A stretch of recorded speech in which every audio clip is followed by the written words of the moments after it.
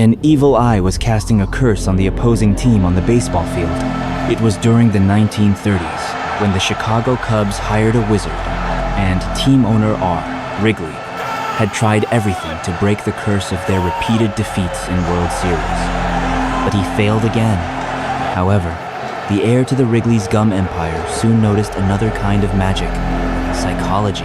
In 1938, he hired psychologist Griffith, who had spent over a decade researching sports psychology at the University of Illinois, only to have his laboratory shut down by his alma mater. Griffith arrived at spring training with a suitcase full of expensive equipment, high-speed cameras, reaction timers. He aimed to scientifically analyze hitting, throwing, and base running. But instead of applause, he was met with hostility from traditional forces.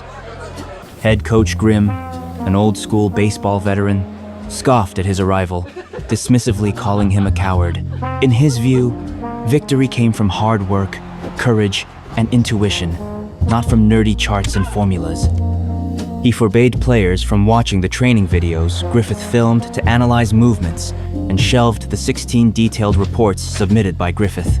This first direct clash between science and tradition ended in a complete defeat for science. Mid-season, Griffith finally reported to owner Wrigley. The spring training was aimless and disorganized.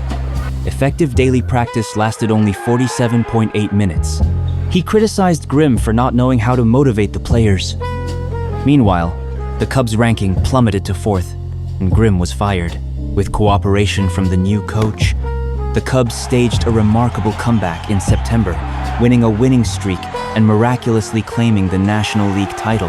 Public opinion initially thought the magic of psychology was working, but a crushing defeat shattered all illusions.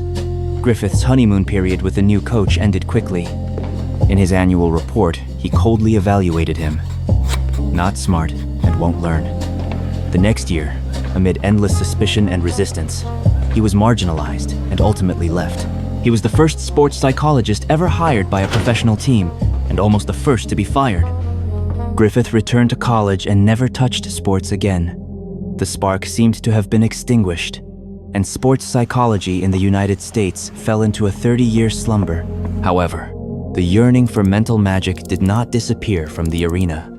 It merely donned that absurd mask once more. In 1950, hypnotist Tracy made headlines in American sports. Despite not being a formally trained psychologist, he claimed he could brainwash athletes and boost their performance through hypnosis. The street, Louis Browns, desperate for a solution, actually hired him.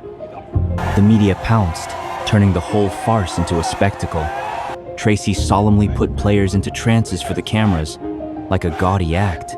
The result was utterly predictable. The Browns' record showed no improvement, and Francis quickly packed his bags and left.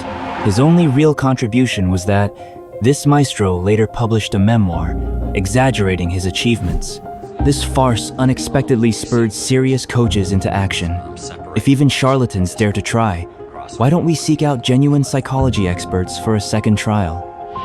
Meanwhile, on the other side, the Soviet Union was forging psychology into a national weapon. Psychologists, led by Puni, proposed a complete training system called combat readiness. It included not just pre-combat confidence and emotional control, but also long-term cultivation of determination, courage, even patriotism. From youth sports schools to national teams, psychological coaches became standard.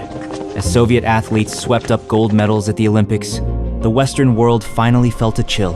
Driven by this psychological arms race, sports psychology experienced a revival in 1965. The First World Congress of Sports Psychology was held in Rome, formally establishing the discipline. The next year, new applied psychologists like Ogilvy successfully gained access to professional sports teams.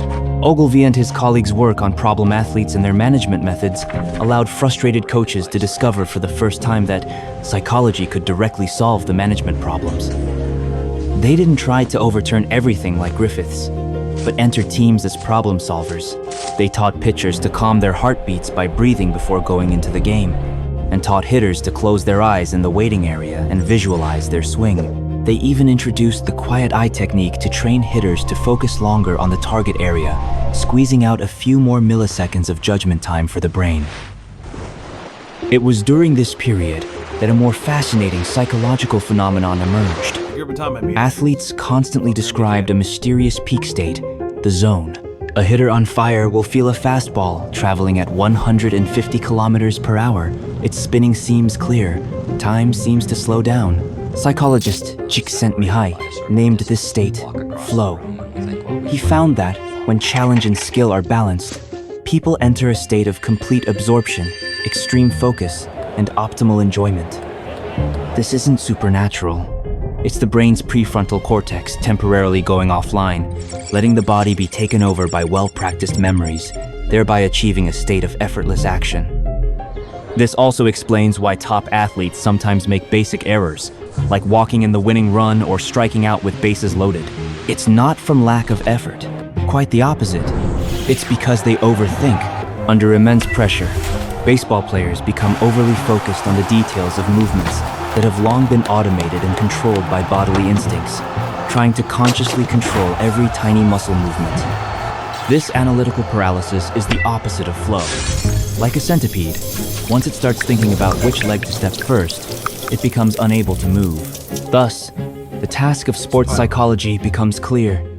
Help athletes build a strong inner strength and teach them, in the eye of the storm, to shift their focus from the internal, "What should I do?" trap to an external goal, like having a hitter stare intently at the ball's logo. Let the body take over the brain again, pushing open the narrow gate to flow. Brain imaging supports this. When a star hitter faces a fastball, their brains utilize more of the areas responsible for automation, rather than the more energy-intensive prefrontal cortex for analysis and judgment. So-called iron will isn't sheer mental force. It's a more efficient, energy-saving neural pathway etched into the brain through relentless practice. However, as technology triumphed, a humanistic wave began returning.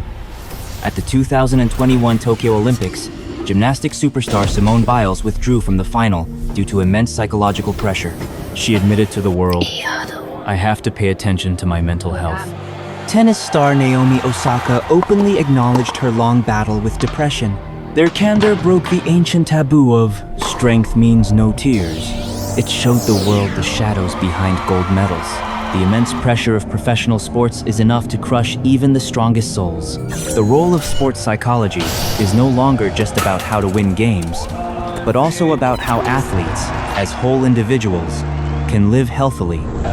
Psychologists not only help athletes win, but also help them rebuild confidence after injuries, find direction after retirement, and stay their individuality amid fame and fortune.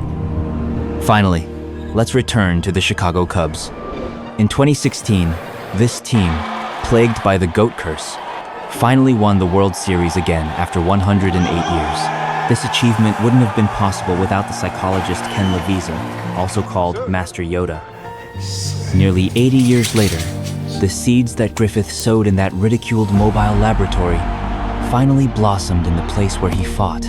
Legendary catcher Yogi Berra once said, "Baseball is 90% brain and 50% body." This mathematical nonsense is the soul of all sports, and indeed, of life itself. The arena is merely a microcosm of the grand theater of life. What sports psychology ultimately points to is every one of us trying to win something in life. Our greatest adversary is never others. It's the self that doubts under pressure, retreats after failure, stagnates in comfort. When we finally overcome fear, master flow, and break free from yesterday's limits, we will have nothing to fear.